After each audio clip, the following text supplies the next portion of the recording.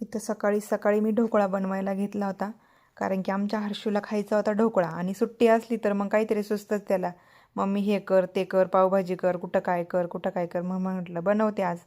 आणि यांना पण उपवास होता. मग काय, कस्तुरी शाळेत गेली होती, आम्ही दोघंच होतो नाश्ता करायला. मग नाश्ता वगैरे केला आणि आम्ही आलो होतो स्वामी समर्थांच्या मठामध्ये.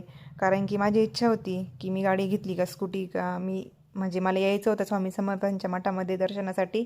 म्हणून मग हे बोलले चल गाडी घेऊन. तर आता 15-20 दिवस झाले. मग आज टाईम होता तर मग गेलो होतो आम्ही मठामध्ये. हे स्वामी समर्थ नाव खूप छान आहे, मला खूप आवडतं. मग दर्शन वगैरे घेतलं आम्ही, बाहेर आलो होतो. खूप छान परिसर आहे हा तिथला. आणि लोक पण भरपूर येतात इथं. गार्डन वगैरे छोट्या मुलांना खेळण्यासाठी खेळणी वगैरे भरपूर ठेवली त्यांनी. आणि दर्शन वगैरे घेऊन मग आम्ही थोड्या वेळ बसलो तिथं, फोटो वगैरे पण काढले. नंतर आरतीचा टाईम झाला होता, मग आरती वगैरे घेतली. मग निघालो घरी यायला. कच्च्या रस्त्याला थोड्या वेळ त्यांनी घेतली गाडी. नंतर हा नाशिक पुणे हायवे, ते बोलले मग घे तू थोड्या वेळ, नाही का, हायवेला पण सवय झाली पाहिजे. मग घेतली मी.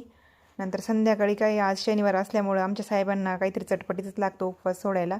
आमचं तर वेगळंच असतं. मग आज बटाट्याचे भजे आणि पालकचे भजे बनवायचे होते. आज काही भाजी बनवली नाही, वरण भात आणि चपातीच बनवायची होती इथं मला.